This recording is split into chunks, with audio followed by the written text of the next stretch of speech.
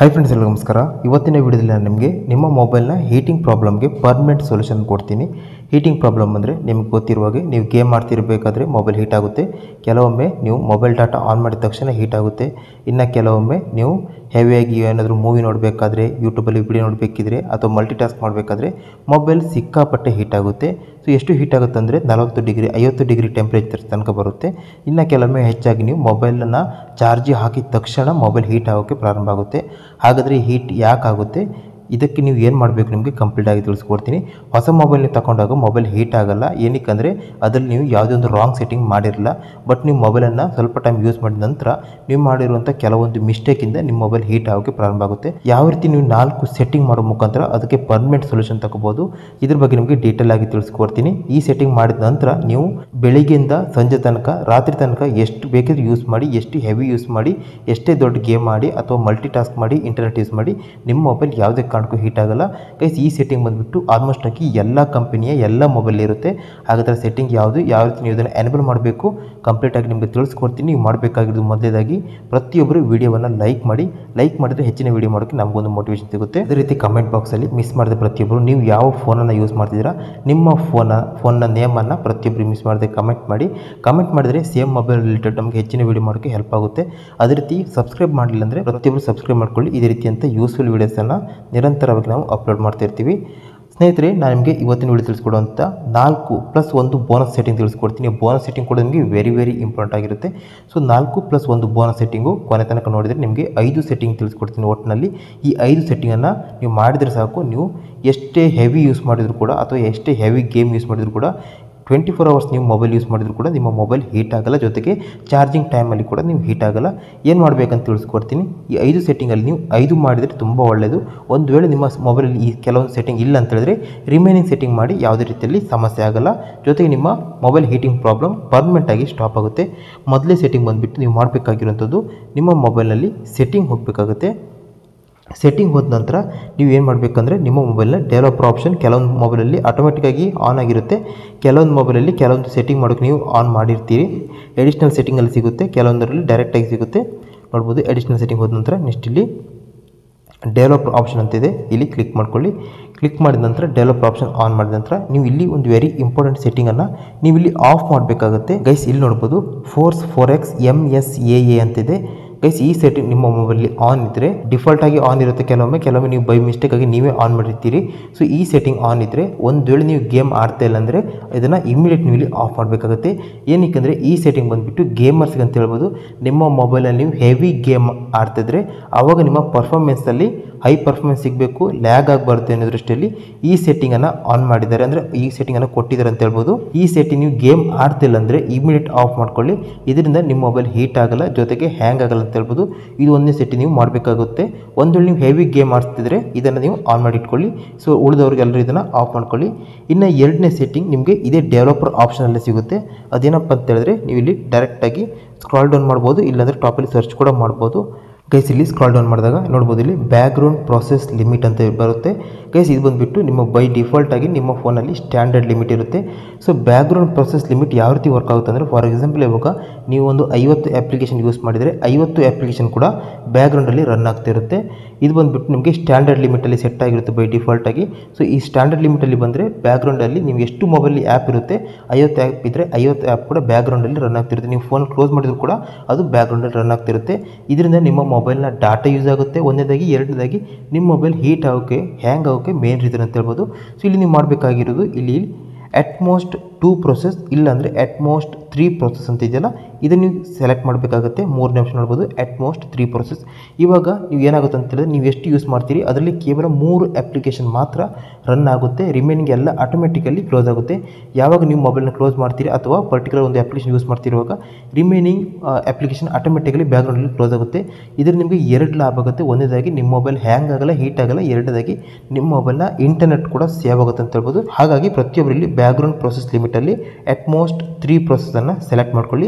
Standard ಲಿಮಿಟಲ್ಲಿ ಇರುತ್ತೆ, ಅದನ್ನು of ಮಾಡ್ಕೊಳ್ಳಿ.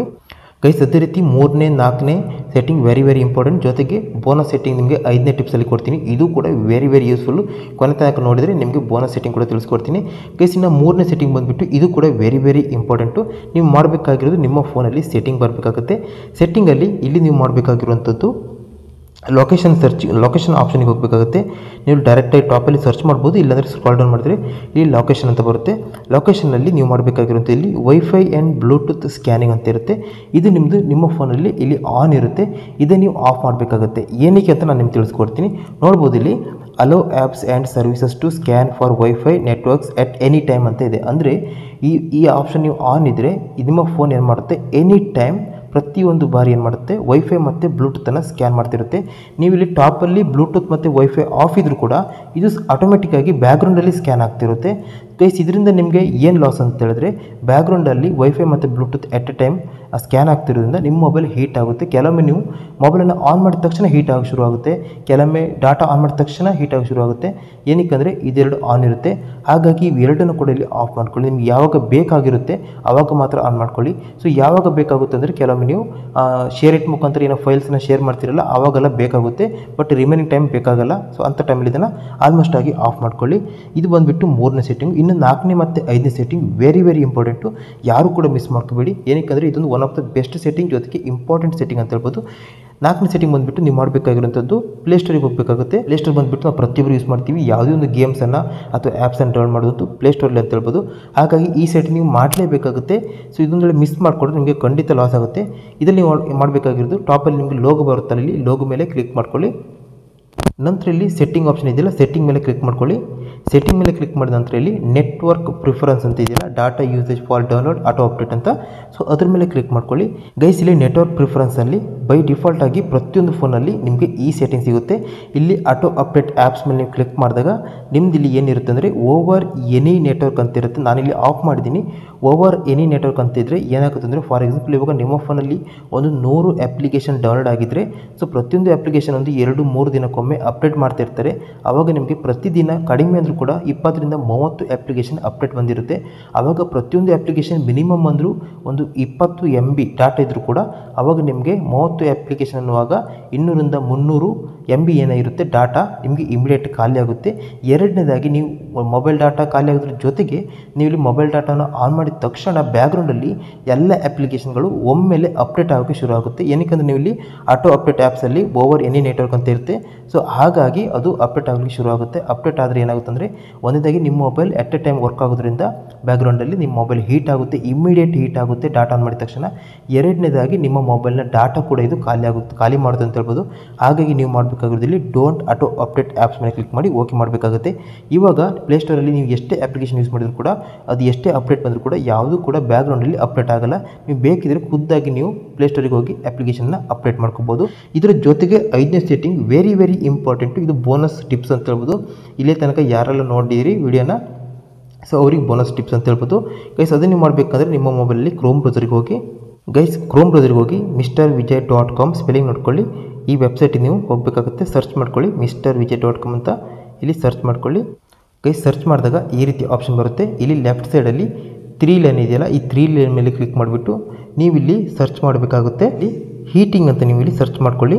ಗೈಸ್ ಇಲ್ಲಿ ಹೀಟಿಂಗ್ ಅಂತ ನೀವು ಸರ್ಚ್ ಮಾಡ್ತಿದ್ದಾಗಲೇ ಇಲ್ಲಿ ಲೆಫ್ಟ್ ಸೈಡಲ್ಲಿ ಇಲ್ಲಿ fix Android mobile problems just ಇನ್ನು 2 ಮಿನಿಟ್ ಅಂತಿದೆಯಲ್ಲ, ಸೊ ಅದ್ರ ಮೇಲೆ ಕ್ಲಿಕ್ ಮಾಡಿ ಅಲ್ಲಿ ಒಂದು ಆ್ಯಪ್ ಬರುತ್ತೆ. ಅಪ್ಲಿಕೇಶನ್ ನೀವು ಡೌನ್ಲೋಡ್ ಮಾಡ್ಕೋಬೇಕಾಗುತ್ತೆ.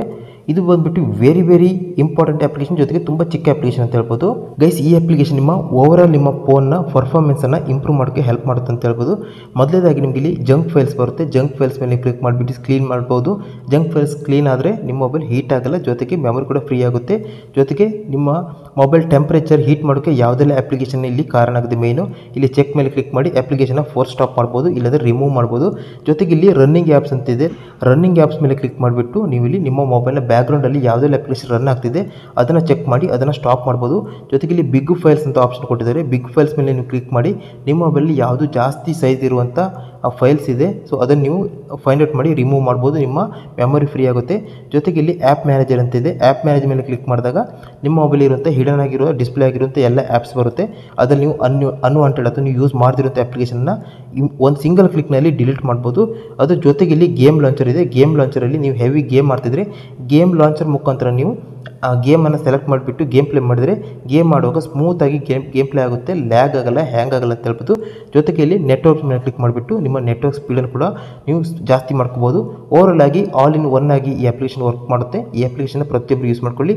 ಈ 5 ಸೆಟ್ಟಿಂಗ್ ಮಾಡಿದ ನಂತರ ಇದು ನಿಮ್ಮ ಮೊಬೈಲ್ ಹೀಟ್ ಆಗೋದು ಸ್ಟಾಪ್ ಆಗಿದೆಯಾ? ಪ್ರತಿಯೊಬ್ಬರು ಕಮೆಂಟ್ ಬಾಕ್ಸಲ್ಲಿ ಹೌದಾಗಿದ್ದರೆ ಎಸ್ ಅಂತ ಕಮೆಂಟ್ ಮಾಡಿ. ಜೊತೆಗೆ ಇದೇ ರೀತಿಯಂತ ಹೆಚ್ಚಿನ ವಿಡಿಯೋ ಬೇಕಿದ್ದರೆ ಅಥವಾ ಯಾವ ಟಾಪಿಕಲ್ಲಿ ವಿಡಿಯೋ ಬೇಕು ಪ್ರತಿಯೊಬ್ಬರು ಮಿಸ್ ಮಾಡದೆ ಕಮೆಂಟ್ ಮಾಡಿ. ಈ ವಿಡಿಯೋ ನಿಮಗೆ ಸ್ವಲ್ಪ ಇಷ್ಟ ಆದರೂ ನಿಮ್ಮ ಸ್ನೇಹಿತರಿಗೆ ಆದಷ್ಟು ಶೇರ್ ಮಾಡಿ, ವಿಡಿಯೋನ ಲೈಕ್ ಮಾಡಿ. ಇದೇ ರೀತಿ ಹೆಚ್ಚಿನ ಯೂಸ್ಫುಲ್ ವಿಡಿಯೋ ಬೇಕಿದ್ದರೆ ಪ್ರತಿಯೊಬ್ಬರು ಮಿಸ್ ಮಾಡದೆ ಕೆಳಗಿರೋ ಸಬ್ಸ್ಕ್ರೈಬ್ ಬಟನ್ ಮೇಲೆ ಕ್ಲಿಕ್ ಮಾಡಿ ಸಬ್ಸ್ಕ್ರೈಬ್ ಮಾಡಿ ಫ್ರೆಂಡ್ಸ್.